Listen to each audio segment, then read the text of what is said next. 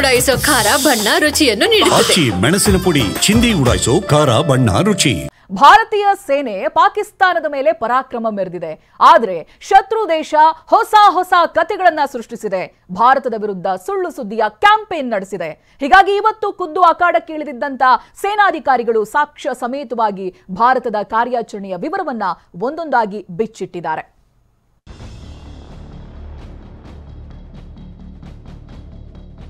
ಬಾಂಬ್ಗಳ ಸ್ಫೋಟ, ರಫೇಲ್ ಯುದ್ಧ ವಿಮಾನಗಳ ದಾಳಿ, ಬ್ರಹ್ಮೋಸ್ ಆರ್ಭಟ. ಪಹಲ್ಗಾಮ್ನಲ್ಲಿ 26 ಜನರ ಜೀವ ತೆಗೆದ ಪಾಕಿಸ್ತಾನಿ ಪಾಪಿಗಳ ಮೇಲೆ ಭಾರತೀಯ ಸೇನೆ ಅಕ್ಷರಶಃ ಮುಗಿಬಿದ್ದಿದೆ.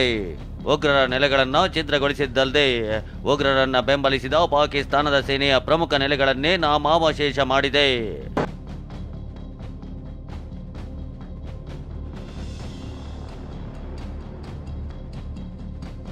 ಆಪರೇಷನ್ ಸಿಂಧೂರಕ್ಕೆ ಸಾಕ್ಷ್ಯ ಕೊಟ್ಟ ಸೇನಾಪಡೆಗಳು. ಪ್ರತಿಯೊಂದು ದಾಳಿ ಸ್ಥಳದ ಸಂಪೂರ್ಣ ವಿವರಣೆ ಕೊಟ್ಟ ಸೇನೆ.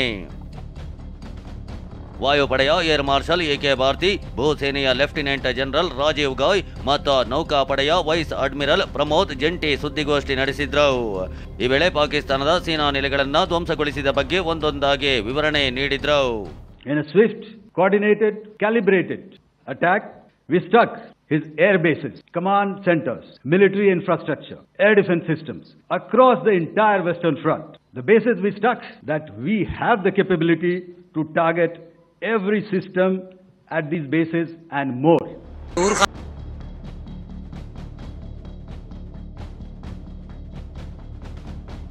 ದಾಳಿ number 1, Pasror Air Defense Radar.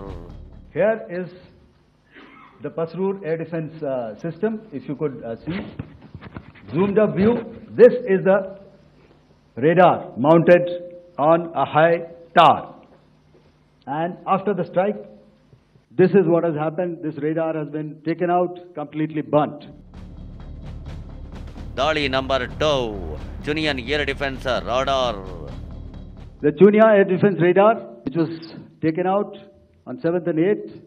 This is the radar site, a blown up photograph once again on a tower, not very clear, but what you see very clearly is the after effect after we have struck.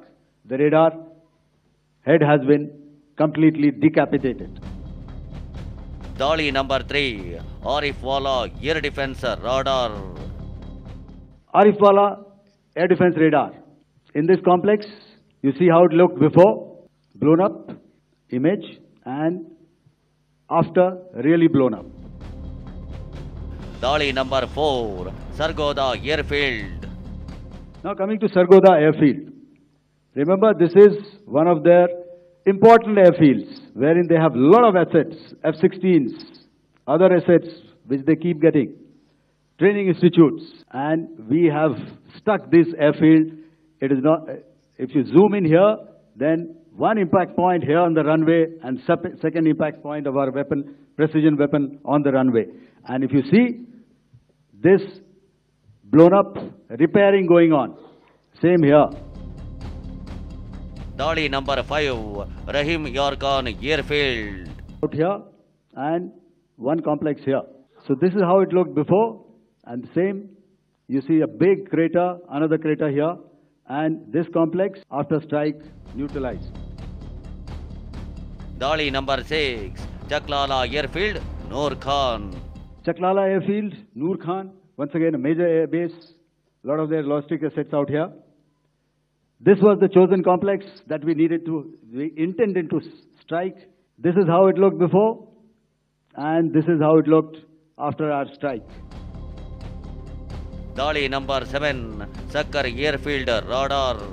Sakkar. We chose the radar site at Sakkar. This is the radar site, and after it was struck, this is the aftermath, completely burnt out. ದಾಳಿ number 8, Sakkar Airfield ವಿಮಾನ ನಿಲ್ದಾಣ. Aircraft shelter. This is how it looked before the strike, and this is how it looked after the strike. The roof of the buildings completely caved in and burnt. ದಾಳಿ number 9, Bolari Airfield. Bolari Airfield, aircraft hangar. This is how it looked before, And this is how it looked after the precision strike. ದಾಳಿ number 10 Jacobabad airfield. Jacobabad aircraft hangar, and this is how it looked after. Karachi ಬಂದರು ಉಡಾಯಿಸಲು ಸನ್ನದ್ಧವಾಗಿದ್ದ ನೌಕಾಸೇನೆಯ wise admiral ಸುದ್ದಿಗೋಷ್ಠಿಯಲ್ಲಿ ಸ್ಫೋಟಕ ಮಾಹಿತಿ ಬಿಚ್ಚಿಟ್ಟಿದ್ದಾರೆ. ಪಾಕ್ ವಿರುದ್ಧ ದಾಳಿಗೆ ನೌಕಾಸೇನೆ ಕೂಡ ಸರ್ವಸನ್ನದ್ಧವಾಗಿತ್ತು. ನಾವು ಕರಾಚಿ ಗುರಿಯಾಗಿಸಿ ದಾಳಿಗೆ ಸಜ್ಜಾಗಿದ್ವಿ. ಈ ಬಾರಿ ನಮ್ಮ ಮೇಲೆ ಪಾಕ್ ದಾಳಿಗೆ ಧೈರ್ಯ ಮಾಡಿದ್ರೆ ನಾವು ಏನು ಮಾಡ್ತೀವಿ ಅಂತ ಅವರಿಗೆ ಅರಿವಾಗಿತ್ತು ಅಂತ ತಿಳಿಸಿದ್ದಾರೆ. We have quantitative and qualitative edge to deliver a massive blow to our adversary, and we completely dominate in the maritime front. Indian Navy's action is part of the escalation ladder mechanism which we have worked out amongst 3 services. This time, if Pakistan dare take any action, and Pakistan knows it, what we are going to do.